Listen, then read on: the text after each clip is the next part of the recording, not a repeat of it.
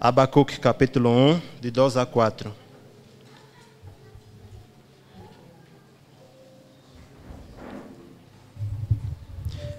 Diz assim a palavra do Senhor. Até quando, Senhor, clamarei por socorro sem que tu ouças? Até quando gritarei a ti violência sem que me tragas salvação? Por que me fazes ver a justiça e contemplar a maldade? A destruição e a violência estão diante de mim. Há luta e conflito por todos os lados. Por isso a lei se enfraquece e a justiça nunca prevalece. Os ímpios prejudicam os justos e assim a justiça é pervertida. Vamos orar? Senhor nosso Deus, nosso Pai, nós estamos aqui para dizer que o Senhor é santo, o Senhor é o Todo-Poderoso, o Senhor é justo. Não há um outro ser que se compara a Ti. E não há nada que nós possamos oferecer para justificar ou para retribuir o tão grande amor que o Senhor manifestou por nós na cruz. Nós estamos inteiramente gratos. O que temos de mais valor nós entregamos, a nossa vida, o nosso coração, os nossos dias. Tudo o que temos é do Senhor. E nós queremos demonstrar isso nessa manhã com o nosso coração grato. Apresentamos diante de Deus tudo o que temos e tudo o que somos. Queremos também pedir que os nossos corações estejam inteiramente alinhados à Tua voz, à Tua palavra. Que o Senhor possa nos silenciar, porque há barulho interno dentro de nós. Preocupações, angústias, problemas. O Senhor sabe como cada um que está aqui entrou, qual semana teve, o que chateou, o que afligiu, o que preocupou.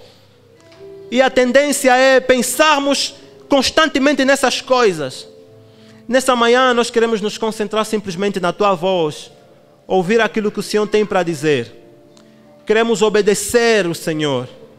Permita que possamos ser confortados pela Sua palavra, confrontados também pela Sua palavra, e que possamos desenvolver esse coração obediente a Ti. Em nome de Jesus, Pai querido, não nos faça sair daqui do jeito que entramos. Queremos sair daqui restaurados, revitalizados. Queremos sair daqui, Senhor, com energias, motivações para fazer diferente, para andar de acordo com a Tua palavra. Em nome de Jesus, nós oramos e agradecemos. Amém.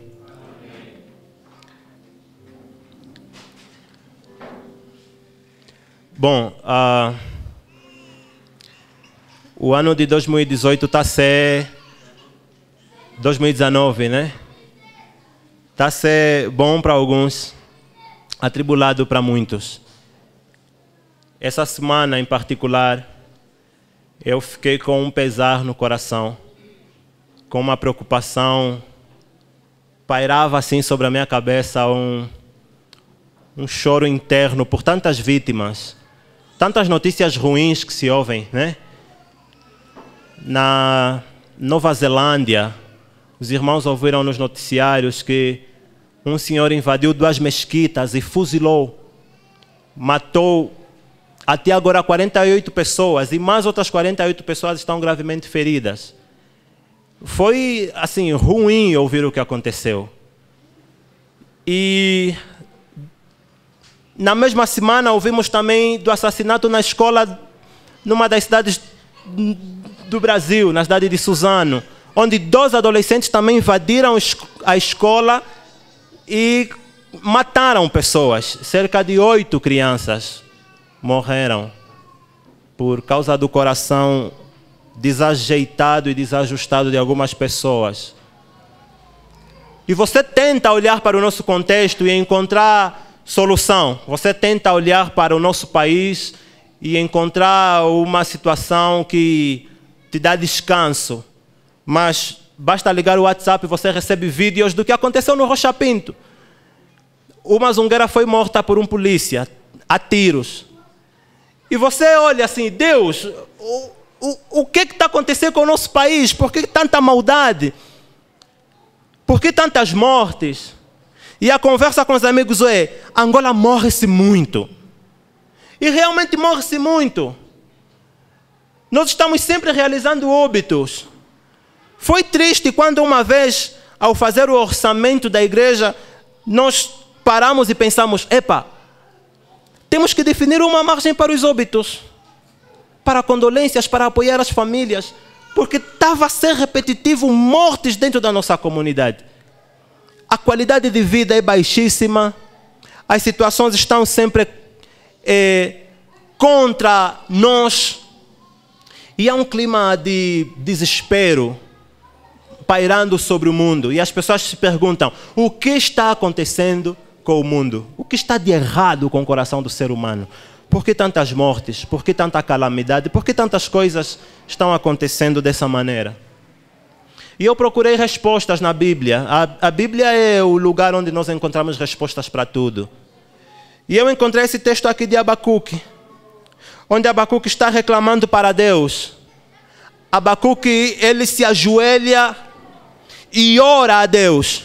Mas antes de Abacuque se ajoelhar e orar a Deus, Abacuque primeiro tem um vislumbre da realidade de Judá.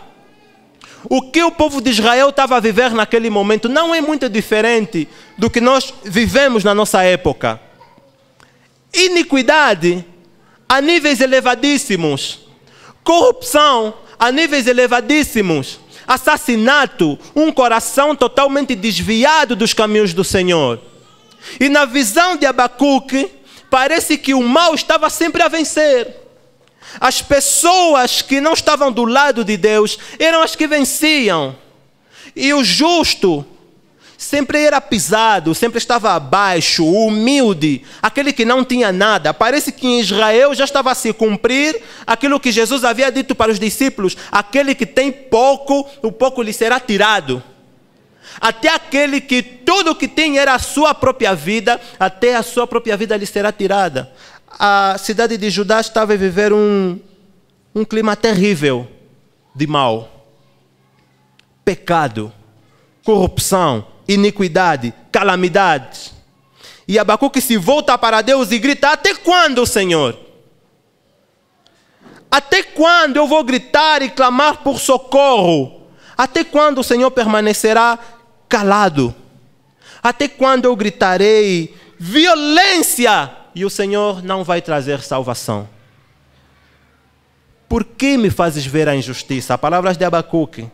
Por que me fazes contemplar a maldade, a destruição e a violência? Estão diante de mim. Há luta e conflito por todos os lados. Não só no nosso país, não só na nossa província. Há lutas e conflitos por todos os lados. Por isso a lei se enfraquece e a justiça nunca prevalece. Os ímpios prejudicam os justos e assim a justiça é pervertida. É um sentimento triste dentro do coração de Abacuque. E com esse texto, eu fui confrontado com uma situação. E enquanto eu lia, Deus me perguntava: como você tem reagido ao sofrimento alheio? Como você reage às coisas que acontecem no mundo? Abacuque está mostrando uma reação ao que estava a acontecer na cidade de Judá. E não só para nos associarmos a Abacuque, nós precisamos ter reações diante do sofrimento alheio. Enquanto eu ouvia todas essas notícias de mal, de morte, de terror, de delinquência, de pecado, uma voz não calava dentro do meu coração: como você reage ao sofrimento alheio? Ou você pelo menos tem alguma reação ao sofrimento alheio? As notícias que você ouve, que rolam por aí, causam o quê dentro do seu coração? O que essas notícias fazem com a sua vida, com a sua família? O que elas trazem para o seu coração? Quais sentimentos nascem diante do sofrimento alheio? Quando nós estamos diante dessas imagens, nós temos duas posições a adotar, as duas mais prováveis. Primeiro, nós podemos nos esquivar da realidade. E a tendência é mesmo essa. Talvez montamos uma barreira no nosso coração para salvaguardarmos a nossa sanidade. Porque é terrível ouvir sempre notícias tristes, notícias ruins. E nós queremos desligar o telefone, nós desligamos a televisão, nós fechamos o jornal, nós não queremos ouvir mais nada. Porque aquilo nos incomoda. E nós nos afastamos daquilo, preferimos não ouvir. Você vai contar uma notícia ruim, triste para alguém e dizer: "Ei, não me fala mais daquilo, eu não quero mais saber.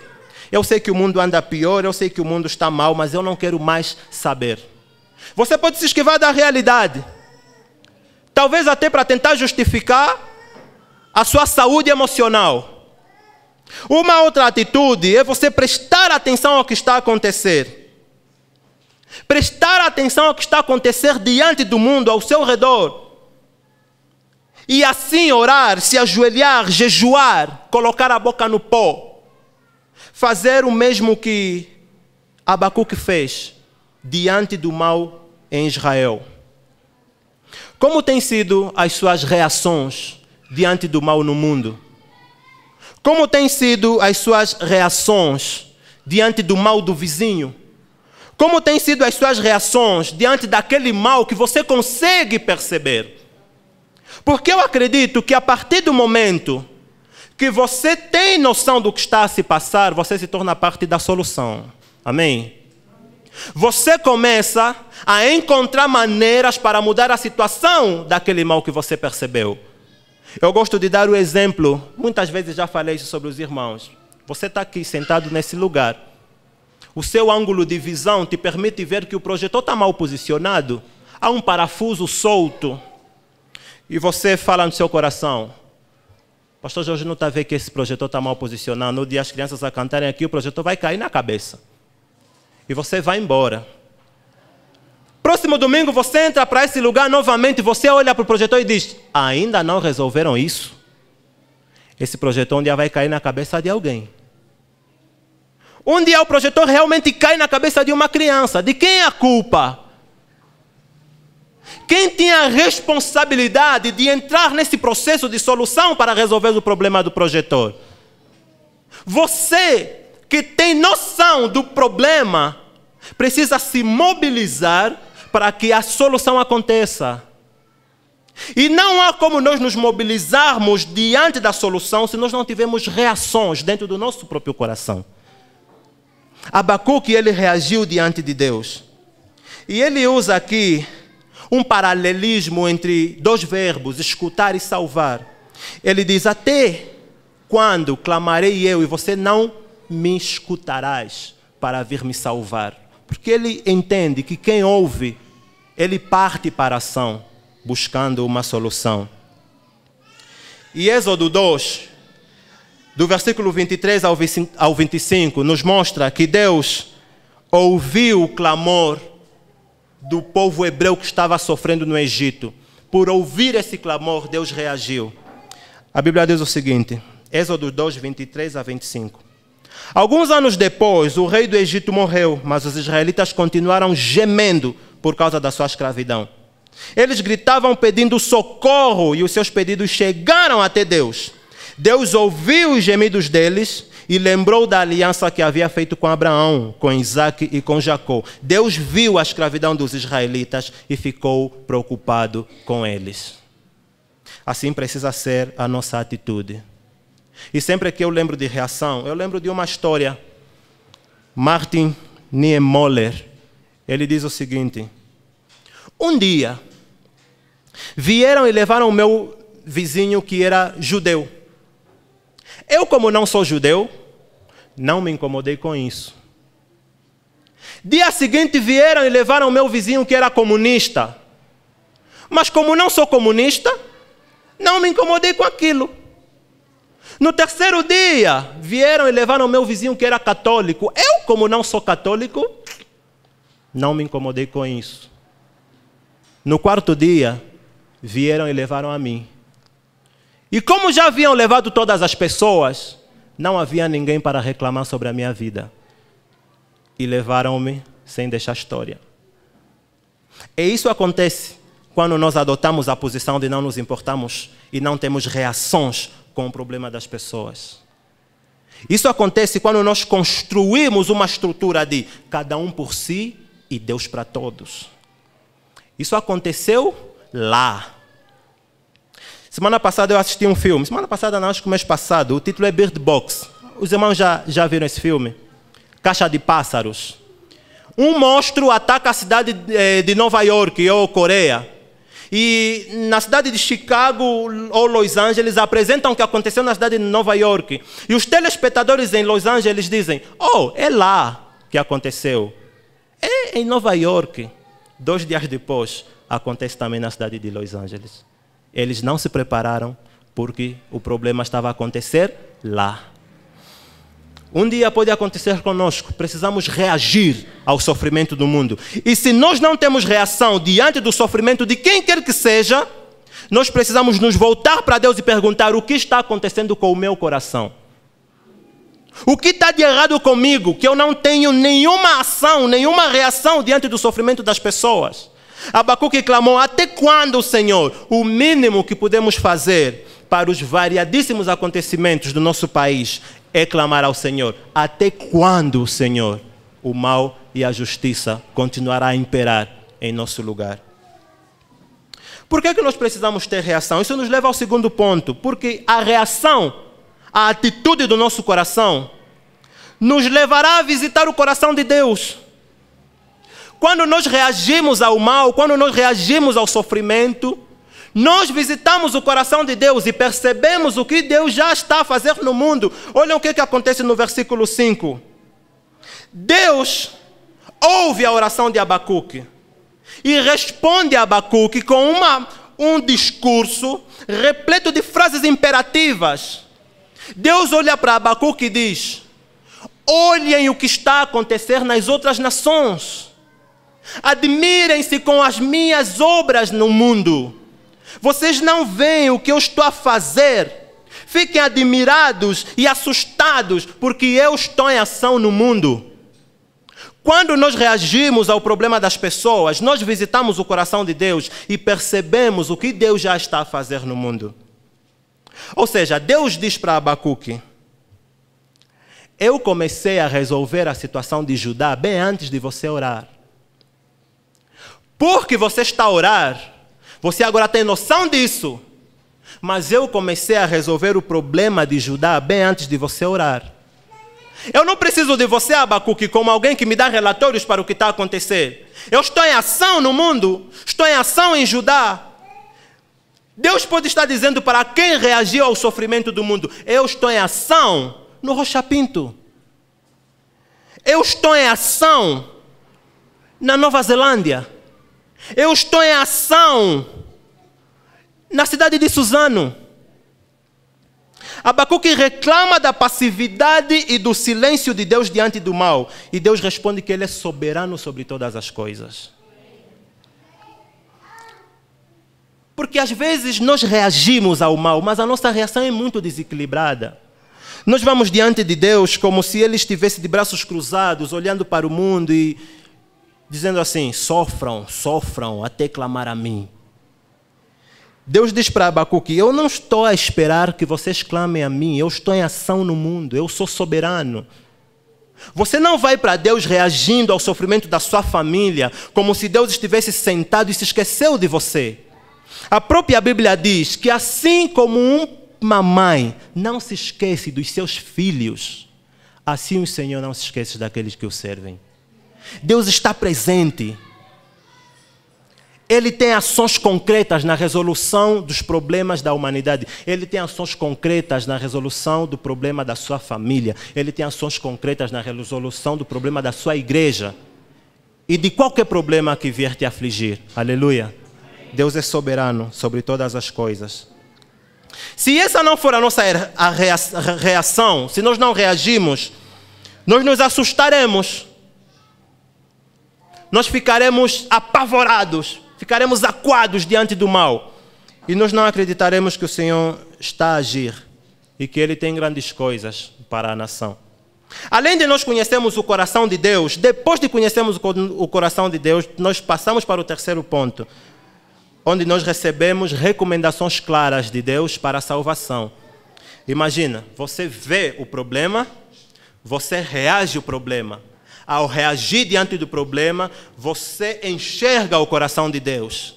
Ao enxergar o coração de Deus e suas soluções, Deus comissiona você como parte da solução. Foi isso que aconteceu com Abacuque. No capítulo 2, o primeiro versículo, de 1 a 4, Abacuque recebe uma orientação muito clara de Deus. Deus diz assim: Abacuque, escreva o que eu vou lhe dizer em uma tábua grande e com letras garrafais, com letras grandes, que até quem passar a correr vai conseguir ler o que eu vou escrever para você. Escreva assim: o justo viverá pela fé. Escreva isso: o justo viverá pela fé. E Paulo cita esse texto de Abacuque, o justo viverá pela fé, pelo menos 2 vezes nas suas cartas. Primeiro em Hebreus 12:2, Paulo diz o seguinte: conservemos os nossos olhos fixos em Jesus, pois é por meio dele que a nossa fé começa. E é ele quem a aperfeiçoa. Ele não deixou que a cruz fizesse com que ele desistisse. Pelo contrário, por causa da alegria que lhe foi prometida, ele não se importou com a humilhação de morrer na cruz. E agora está assentado ao lado direito de Deus, no seu trono.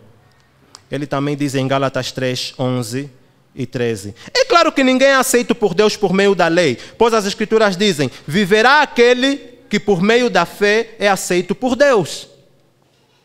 Para Paulo, segundo esses textos, a frase de Abacuque, o justo viverá pela fé, diz respeito à obra de Jesus Cristo na cruz. O justo encontrará salvação não pelo que ele pode fazer, se arrependendo dos seus males, mas por ele se associar a Jesus, por ele crer, por ele ter fé em Jesus. E é isso que a Bíblia nos diz, João 3,16. Deus amou o mundo para que diante do mal, aquele que crer em Jesus não pereça, mas viva.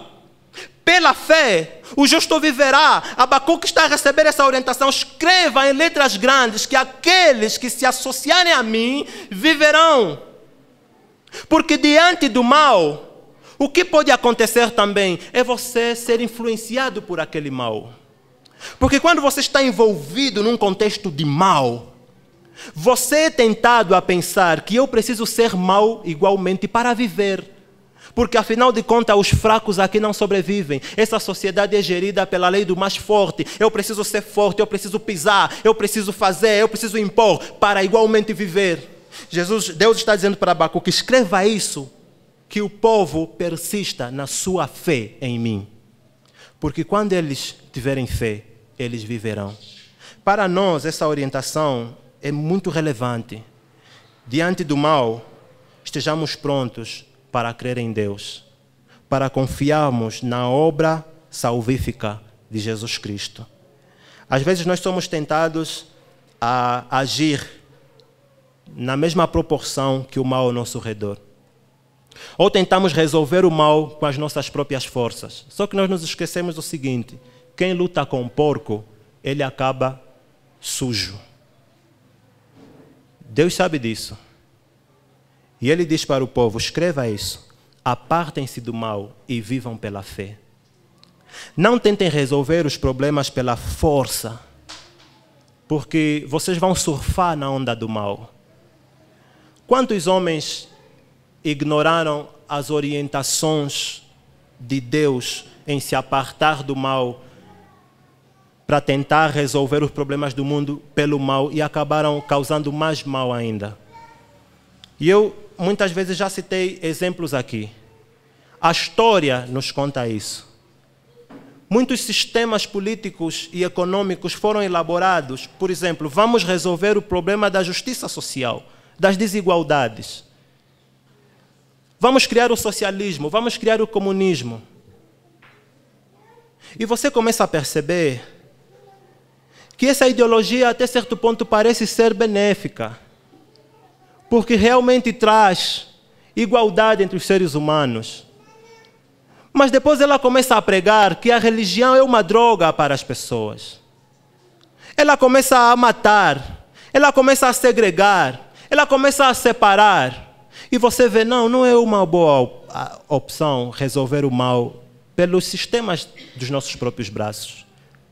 E vem Hitler, e ele diz, não, para resolver o problema do mal, é matar todos os judeus, todos os negros, todos os impuros, para restar só uma raça pura, a raça ariana, e a partir dali reconstruímos a humanidade. E você percebe, e tu dizes, não é a via para resolver o mal, porque isso causa mais mal ainda. Deus já apresentou a solução para Abacuque. Ele diz, confiem na obra regeneradora de Jesus Cristo. Porque quando o mundo se aproxima de Jesus para resolver o mal, não só no seu próprio coração, mas o mal que está ao redor dele, nós começamos a encontrar solução. Porque Jesus é a solução para o mundo inteiro.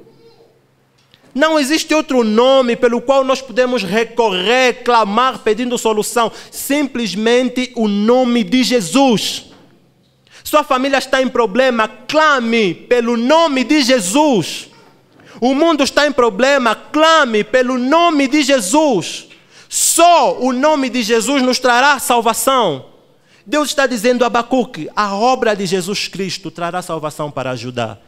Nós podemos concluir que a obra de Jesus Cristo trará salvação para a nossa geração. Trará salvação para o mundo. Portanto, a igreja, ela precisa reagir para depois perceber que Deus é soberano e, consequentemente, ser comissionada por esse Deus para escrever em letras bem grandes, para que possa ler até quem passar a correr, que Jesus Cristo é a salvação. A igreja é esse ponto onde o mundo encontra a resposta. Quando o mundo perguntar o que está a acontecer com o ser humano, a igreja precisa dizer, é porque o ser humano se afastou de Jesus. O que está a acontecer com o mundo, por que tantas guerras, é porque o ser humano se afastou de Jesus. A própria Bíblia diz, o justo viverá por intermédio da sua fé. Qual fé? A fé que ele deposita em Jesus Cristo. Essa fé nos dá uma nova cosmovisão, essa fé nos dá uma nova maneira de viver, de enxergar o mundo. A fé em Jesus Cristo nos faz cooperar com Ele em todas as circunstâncias. A versão da Bíblia NVI, ela propõe, nas notas de rodapé, uma outra tradução para esse texto.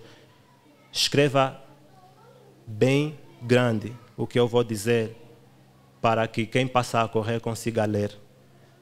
A versão NVI traduz da seguinte maneira: escreva com letras grandes, para que quem ler, corra. A versão que você tem provavelmente diz, para que até quem corre consiga ler.